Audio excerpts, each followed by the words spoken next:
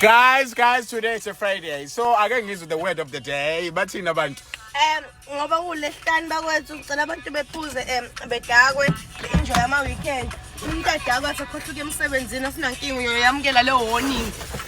Abakhola besontweni sabatha kusasa bapheka amabhodi. Bye. Guys, sekonke ntambama ngo8 noma ngo8 ningishele ngisimone. Oh yeah. Weekend inkulu kakhulu. Hola. Notos. Sayobhala ke nina.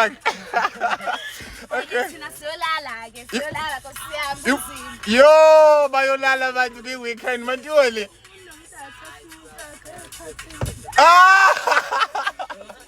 Ozali uthi umuntu akathatha partner wakhe. Shadile konkosikazi. Ayifuna sisab guys, take it for let's enjoy our daily lives. Hola. Namhlanje sokuhlaba bros. Esan. So namhlanje somhlaba. Oh, danko. Hola bashaya. Bye bye yini.